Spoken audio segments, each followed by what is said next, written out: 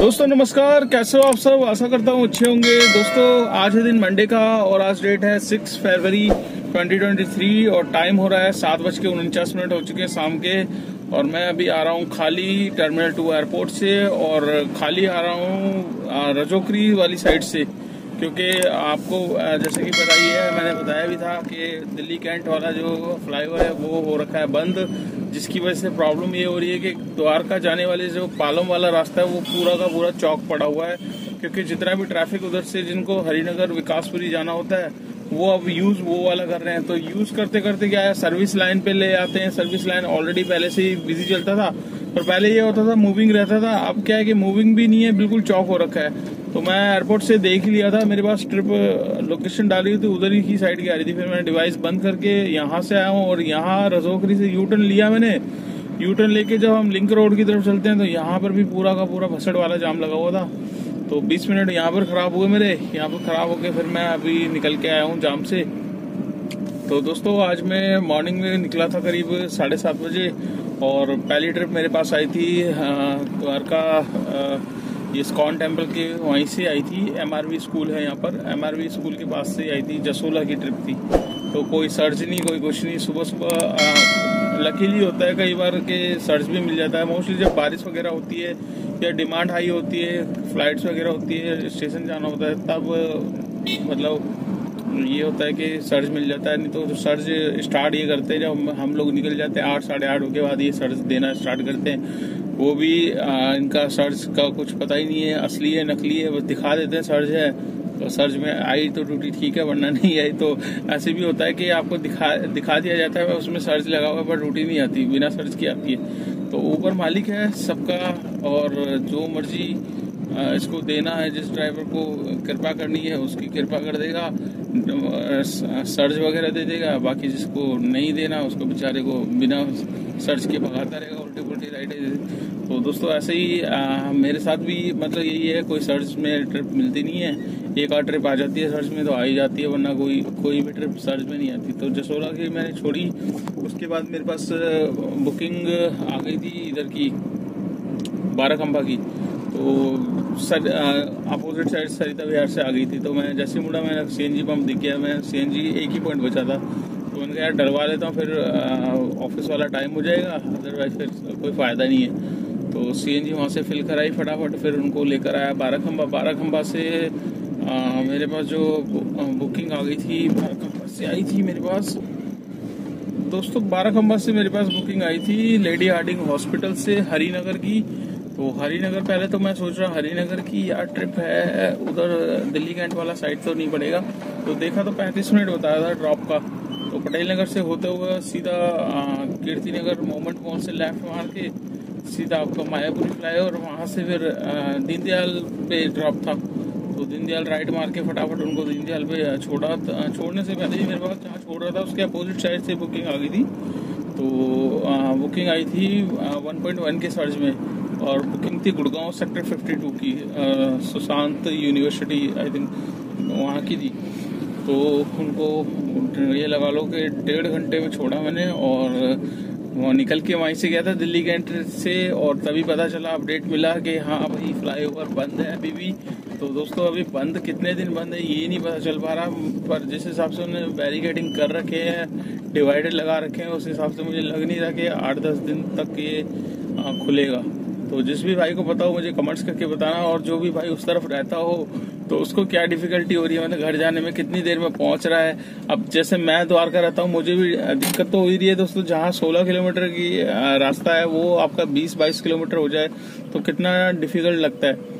तो ऐसे पूरा घूम के आना पड़ रहा है और जिसकी वजह से राइड्स भी उधर की आ रही है तो वो नहीं ले पा रहे, नुकसान, अर्निंग में भी नुकसान हो रहा है और वैसे भी पूरा घूम के जाना है। तो कितने दिन चलेगा, किसी भाई को आइडिया हो तो दोस्त कमेंट्स करके जरूर बताना कि हाँ इतने दिन ये फ्लाईओवर का काम चल रहा है नहीं चल रहा है। तो दोस्तों गुड़गांव से मेरे पास फिर मैंने गुड़गांव में एक 24 वही साइबर सिटी छोड़ा। साइबर सिटी के बाद फिर मैंने लगा दी थी लोकेशन लगाई। तो बुकिंग आई मेरे पास सीधा छतरपुर की। तो छतरपुर मैदानगढ़ी लिखा था, तो मैंने चल ठीक है। लोकेशन में पहुंचा 200 मीटर हुई थी। अब नाइजीरियन पैसेंजर, अब वो पहले तो उसको बोला कि हाँ मैं आ गया हूँ, कहती गली नंबर 5, गली नंबर 5। मैंने कहा मैं गली नंबर 5 पे ही खड़ा हूँ मैडम। तो फिर वो आई कम से कम 10 मिनट लेट। 10 मिनट लेट में वेटिंग चार्ज तो आपको पता ही है ऐड कर देता है ऊपर। तो छतरपुर जहाँ छोड़ा वहाँ पर वेटिंग चार्ज एक्स्ट्रा के ये कैसे हुआ ऐड, ये वो वेटिंग चार्ज है। वो बड़ी मुश्किल से, मतलब जो तो इनकी प्रॉब्लम ये होती है दोस्तों, आगे की सीट पे बैठने की कोशिश करती है।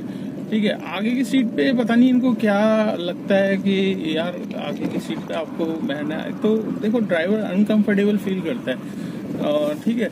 और प्लस फिर म्यूजिक चला देंगी गाड़ी में, और म्यूजिक वगैरह ये सब चीजें थोड़ी सी वो लगती है। तो मैं आगे बैठने की कर रही थी, मैंने उनको, मेरे ऑलरेडी पहले से सामान रखा हुआ था आगे की सीट में, मैंने उनको बोला पीछे ही बैठो। तो पीछे बैठाया तो ये लगा लो, तो जो लोकेशन डालते हैं वहां नहीं जाते, वहां से और आगे लेके जाते 500-600 मीटर। तो वही चीज हुई, मेरे पास एडवांस में ट्रिप आ रखी थी जसोला की, दोबारा वहां से उनको छोड़ा, फिर भी उस राइडर ने कैंसिल नहीं करी। तो ये अच्छी बात थी कि उस राइडर ने कैंसिल नहीं करी। तो दोस्तों जसोला छोड़ के ये लगा लो फिर आज सारा पूरी मतलब लोकल चलाया हूँ। एक ही बार गुड़गांव गया हूँ, तो छोटी मोटी ट्रिपें करके अब जाके फ्री हुआ हूँ मैं। तो अभी यहाँ से आया हूँ खाली। और दोस्तों आज जो मैं गुड़गांव लेकर गया था कस्टमर को, और जो गुड़गांव गई थी, और आज आपको पता ही है गर्मी का क्या सीन चल रहा है। गर्मी तकरीबन लग ही रहा था, जिस हिसाब से धूप निकल रही थी कि गर्मी आ चुकी है। तो जिनको मैंने यहाँ से हरिनगर से पिकअप लिया था गुड़गांव का, उन्होंने चलवा दिया एसी। तो ये लगा लो अब एसी चलना स्टार्ट हो गया है। कल ही गाड़ी की सर्विस करवाई है, तो एसी सही कूलिंग कर रहा था। बट मैंने पहले बोला उनको, मैडम जरूरत तो लग रही है। कहती नहीं भैया हमें गर्मी लग रही है, आप एसी चलाओ। यार ये क्या सीन है। फिर अब वो भी नहीं कर सकते वैसे, तो अब भाई आपको अर्निंग मिल रही है, आपको ट्रिप आ रही है, तो आपको चलाना भी पड़ेगा। तो अब दोस्तों एसी चलाने के लिए हो जाओ स्टार्ट। और अब काफ़ी राइडर जो होंगे वो अब डिमांड कर रहे होंगे, तो आपके साथ भी किसी ने डिमांड करी है आज, तो मुझे कमेंट्स करके जरूर बताना। देखिए दोस्तों, अब ये लगा लो कि ठंड में तो क्या है कि आपको एसी चल नहीं रहा था। अब जिस हिसाब से धूप निकल रही है, गर्मी स्टार्ट होगी, तो एसी चलना स्टार्ट हो जाएगा। एसी चलने का फायदा या नुकसान, ये चीज मैं आपको बता देता हूँ। एसी चलने का नुकसान है आपकी अर्निंग पे इफेक्ट पड़ेगा। कितना इफेक्ट पड़ेगा? कम से कम 25 से 30% का इफेक्ट पड़ेगा आपका एसी चलने से। जो सीएनजी आपकी पूरे दिन एक सिलेंडर में चल रही है, वो आपको 2 बार डलवानी पड़ेगी दोस्तों। तो 2 बार ये समझ लो कि अगर आप 2000 का काम कर रहे हो, तो 2000 के काम अभी एक सिलेंडर पे सपोज आप 2500 से 2700, जैसे कि मैं बताता हूँ 12 घंटे में इतना होता है, तो एक सिलेंडर पे नहीं हो पाएगा फिर इतना। फिर आपका जो होगा वो 1800 तक होगा, 1500 तक होगा, ये एवरेज आ जाएगी एसी पे। क्योंकि एसी पे सीएनजी बहुत जल्दी गाड़ी पीती है, और जिसकी वजह से क्या है कि हमारी अर्निंग पे इफेक्ट पड़ेगा। अभी अर्निंग क्या है, 25-30% हमारी एक्स्ट्रा हो रही है क्योंकि एसी नहीं चल रहा है। तो जब अब एसी स्टार्ट हो जाएगा तो 25-30% आपकी अर्निंग पे फर्क पड़ेगा, और सीएनजी लगेगी ज़्यादा, जो कि अभी कर लग रही है कम। तो यही चीज़ है कि ठंड में थोड़ा सा एवरेज अच्छी आ जाती है गाड़ी की, एसी नहीं चलता। और गर्मी में पैसेंजर, अब देखो ठंड का टाइम है, ठंड के टाइम में भी बंदे ने डिमांड करी, तो उसको पहली बार तो मैंने ऐसे ही बोला, फिर बंदी मानी नहीं, तो मैंने कहा भाई चला दो। अब नहीं चलाओगे तो फिर आपकी कंप्लेंट होगी, तो फिर आप आगे उबर की तरफ से वार्निंग मैसेज आएगा। तो ऐसे वार्निंग मैसेज ना आए, जिसकी वजह से क्या है कि हमें चलाना ही पड़ेगा दोस्तों, क्योंकि काम हमें लॉन्ग टाइम में इसी में ही करना है। मतलब आपको पता है काम आपके पास जरिया कोई दूसरा है नहीं, तो आपको उबर के साथ ही कनेक्ट होके काम करना है, तो उसकी मनमानी को हमें झेलना पड़ेगा। तो ऐसे राइडर मिल जाते हैं कि बिन मौसम में बरसात करने वाली बात होती है कि जरूरत नहीं थी एसी की, फिर भी चलाया। तो दोस्तों आज की ये वीडियो आपको कैसी लगी, और आज का मैं काम आपको बता देता हूँ। सबसे पहले दोस्तों आप लोग से एक रिक्वेस्ट है कि सभी भाई मेरा वीडियो जरूर देख लेते हैं, पर देख के ना ही वीडियो को लाइक करते हैं, ना ही चैनल को सब्सक्राइब करते हैं। देखिए दोस्तों, चैनल को सब्सक्राइब करोगे तो आपको खुद नॉलेज मिलेगी कि ओला उबर में आजकल अपडेट क्या चल रहा है, क्या नहीं चल रहा ठीक है, कौन सी गाड़ी ले, क्या है, सारी की सारी वीडियो मैं ओला उबर के ऊपर ही बताता हूँ, और जो भी अपडेट आता है, और अपने डेली अर्निंग दिखाता हूँ आपको, और कितना काम होता है, सारी ट्रिप्स वगैरह मैं बताता हूँ कि कहाँ से काम निकलता है, कहाँ से नहीं निकलता। तो ये सब चीजें आप अगर सब्सक्राइब नहीं करोगे चैनल को तो ये सब चीजें आपसे मिसिंग हो जाएगी। ठीक है, तो आप जल्दी से चैनल को सब्सक्राइब कर लो, सब्सक्राइब करके घंटी का निशान भी दबा देना। तो आज का मैं आपको काम बता देता हूँ। आज का काम मेरा कितना हुआ है टोटल। सुबह 7:30 बजे निकला था और अभी 7:30 12 घंटे में यहाँ पर आप देख सकते हैं 1945 रुपये का मेरा आज का काम है, जिसमें से 2 टोल है, एक एमसीडी, एक हरियाणा स्टेट का। तो 2145 है, 2145 को मान लो 2200, क्योंकि आज एक कस्टमर ने 70 रुपीज़ का मेरे को टिप भी दे दिया था।